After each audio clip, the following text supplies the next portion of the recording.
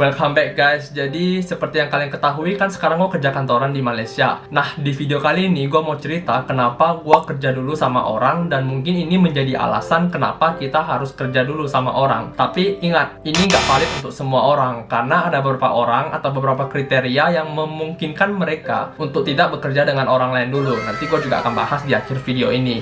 Nah gue akan mulai dari awal dulu. Kalian juga udah tahu kalau misalnya kan gue kuliah di luar negeri atau nggak di Malaysia. Di saat itu bokap nyokap gue udah kasih gue pilihan. Kalau misalnya gue pilih kuliah di luar negeri, gue tuh harus mulai dari nol. Artinya selesai gue kuliah, gue tuh udah nggak disupport apa-apa guys. Gue harus bangun karir gue tuh dari nol gitu. Nah karena gue juga orangnya suka tantangan, maka gue go ahead aja. Gue ambil keputusan itu dan gue jalanin gitu. Gue juga mau membuktikan kalau misalnya semua orang bisa sukses dari nol gitu loh. Tapi di sini gue belum sukses ya.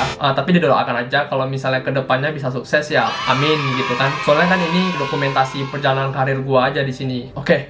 Singkat cerita, tamat kuliah nih. Tamat kuliah sama dong dengan kalian. Susah banget kan cari kerja. Gue juga kayak gitu guys. Jadi gue juga nganggur selama 3 bulan. Jadi selama 3 bulan itu gue ngapain aja. Dan gimana duit gue bertahan selama 3 bulan itu. Setelah gue lulus kuliah tuh gue balik ke Indo selama 2 bulan untuk cari-cari kerja. Gue juga kirim-kirim resume, kirim surat lamaran. Tapi ternyata nggak ada yang respon. Ada yang respon tapi nggak sampai keterima guys. Mungkin pada saat itu menurut gue sih kayaknya perusahaan-perusahaan di Malaysia agak kesusahan untuk komunikasi dengan gua, soalnya kan gua lagi di Indonesia juga. Nah, masuk bulan ketiga, gua tuh kepikiran untuk pindah ke Malaysia selama 3 minggu. Karena kan visa turis tuh kan 1 bulan.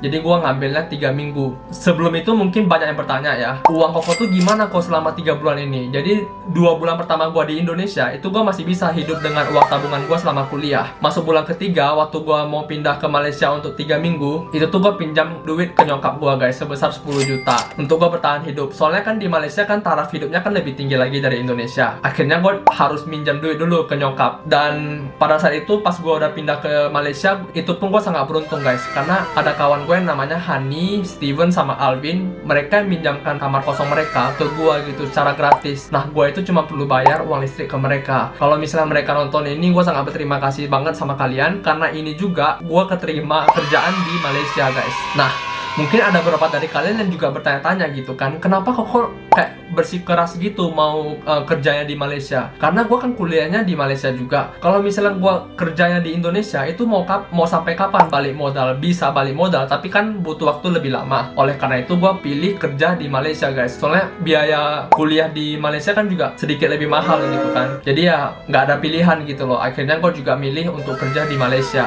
Mungkin juga ada beberapa dari kalian yang tahu kalau emang gue itu nggak suka kerja sama orang lain. Tapi gue nggak ada pilihan pada saat itu. Dan gue harus turunin ego gue untuk kerja sama orang lain dulu. Setelah gue kerja selama 2 bulan, itu kan gue udah ada simpan duit lagi. Nah duit selama gue kerja 2 bulan itu gue bayar ke nyokap gue sebesar 10 juta itu. Gue ngerti sih perspektif nyokap bokap kan pasti mereka nggak mau kan anaknya ngutang atau nggak anaknya ngutang ke mereka. Dan mereka pastinya nggak mau dibayar. Cuman gue emang mau bayar mereka aja. Kenapa? Karena gue mau ngerasain gimana sih susahnya cari duit gitu loh. Dan akhirnya ya udah gue bayar juga supaya kayak lebih lega gitu kan. Nah karena kita sudah mulai ngomong-ngomong tentang kerjaan, di sini gue akan kasih poin-poin kenapa kita harus kerja dulu. Nah poin pertamanya itu kita harus siapkan namanya dana darurat atau emergency fund. Di sini gue sih menyiapkannya sih selama 1 tahun atau 2 tahun living cost gue. Contohnya nih, kalau misalnya kalian 1 bulan living cost kalian itu atau taraf hidup kalian itu makan 3 juta per bulan. Nah kalian 3 juta kali 12 aja itu berarti kan 36 juta. Kalau misalnya target dana darurat kalian 1 tahun, berarti kalian harus nyiapin duit sebesar 36 juta dulu, baru kalian boleh kerja sendiri gitu loh. Tapi kalau di sini gue mau nyiapkannya untuk 2 tahun, karena gue takut juga guys. Namanya kita kalau misalnya bisnis sendiri itu kalau misalnya kita gagal, ya itu gagal gitu loh. Kita harus mulai lagi gitu kan. Tapi kan kayak gini, kalau misalnya bisnis gagal, kita masih bisa bertahan hidup nggak? Nah seperti itu. Kenapa gue pilih 2 tahun target gue untuk nyiapin emergency fund? Karena itu lebih aman. Resiko gue lebih kecil lagi gitu. Kalau misalnya nanti gue emang bener-bener mau kerja sendiri, gue tuh udah lebih ready secara mental dan materi seperti itu. Nah, itu mungkin poin pertamanya ya, dari segi dana darurat atau emergency fund.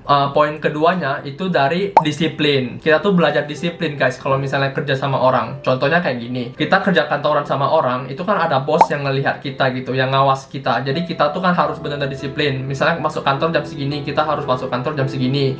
Deadline tugas yang dikasih juga harus diucapkan tepat waktu, seperti itu. Tapi kalau misalnya kita kerja sendiri, itu kan kita udah nggak diatur lagi guys. Intinya kan kita sekarang ini kan jadi kayak bos kita sendiri. Jadi kita tuh harus ngedisiplinkan diri kita sendiri. Semoga kalian mengerti ya dengan poin kedua ini. Jadi poin kedua ini kita tuh belajar disiplin. Poin ketiganya, kita itu bisa belajar skill atau ngambil pengalaman dulu guys sama orang lain. Kenapa gue bilang gitu? Karena pada saat kita kerja itu kan kita sebenarnya dikasih tugas-tugas. Nah, tugas-tugas itu sebenarnya sangat membantu sih nanti ke depannya kalau misalnya kita mau buka bisnis gitu loh. Kita sebenarnya sudah mengerti gimana cara bisnis bekerja, gimana cara SOP yang benar, seperti itu. Nah, di posisi sekarang, kalau misalnya kita kerja sama orang, kita tuh bukan cuma belajar skill baru atau ngambil pengalaman, tapi kita kan dibayar juga. Intinya itu kita belajar gratis dan dibayar pula sama mereka. Tapi kalau misalnya kita buka bisnis sendiri, kita tuh belajar juga guys, belajar dari bisnis kita sendiri, tapi kan kita ngebayar gitu loh. Ngerti nggak sih maksudnya? Kita tuh belajar, tapi juga kita ngebayar kita gitu. Nah, jadi itu poin-poin kenapa kita harus kerja dulu sama orang. Nah, di awal video kan gue udah bilang kalau ini nggak valid untuk semua orang. Ada beberapa orang yang mereka tuh sebenarnya nggak usah sih kerja sama orang lain gitu loh. Kalau contohnya seperti ini, kalau misalnya mereka tuh udah ada buka usaha dari SMA atau dari kuliah, yang mereka melihat prospek bisnis mereka tuh lebih bagus dari mereka kerja sama orang lain. Harusnya pada saat itu mereka tuh udah bisa sih kayak ngelihat prospek bisnis mereka tuh lebih bagus gak sih dari kerja sama orang lain. Soalnya kan kalau kerja sama orang lain tuh kan udah nguras waktu banget, udah habisin waktu banyak banget gitu loh. Jadi mereka tuh udah nggak bisa fokus ke bisnis mereka yang mereka sudah kembangkan dari masa SMA atau kuliah, seperti itu. Nah, poin keduanya, kalau misalnya bokap nyokap ada usaha yang bisa diteruskan, tapi ini nggak gampang juga ya guys. Soalnya kan mereka tuh kan harus belajar juga. Namanya ngembangin usaha tuh kan nggak gampang juga. Mereka harus belajar, tapi setidaknya mereka sudah ada platform yang disediakan untuk belajar langsung dari bisnis mereka sendiri, seperti itu. Nah, sampai di sini kan harusnya kalian udah ngerti. Kalian tuh harus bisa lah ngambil keputusan kalian tuh harus kerja atau langsung buka usaha kalian sendiri atau terusin usaha bokap nyokap. Mungkin ada banyak juga dari kalian yang bertanya gitu loh. Jadi kita harus kerja sampai kapan kok? Nah, kalau menurut gua ya balik lagi tergantung. Kalau misalnya kalian sudah menyiapkan emergency fund kalian selama 2 tahun itu atau selama target yang kalian tentukan, ya kalian mungkin lebih ready untuk kerja sendiri.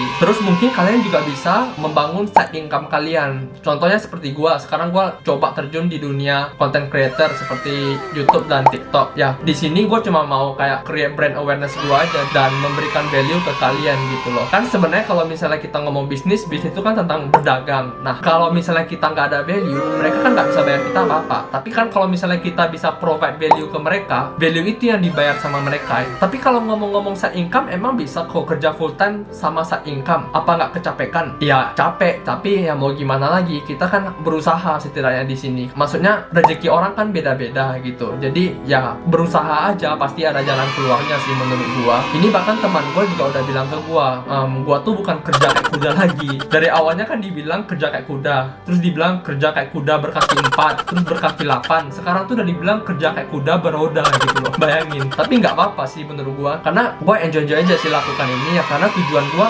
belum kesampaian gitu loh. Dan gue emang mau suatu saat tujuan gue itu kesampaian gitu loh. Makanya gue kerja aja, nggak apa-apa gitu. Yang penting niat kita baik, tujuan kita bener ya. Menurut gue sih nggak masalah. Tapi kalau kata Dennis Hadi sih kayak gini, I don't mind if I don't have my present tense and past tense, but I will make sure to have my future tense. Oke, mungkin sampai di sini aja videonya. Semoga bermanfaat untuk kalian. Kalau emang bermanfaat, tolong bantu gua subscribe dan like, karena itu sangat memotivasi gua. Dan sampai jumpa di video-video berikutnya. Bye bye.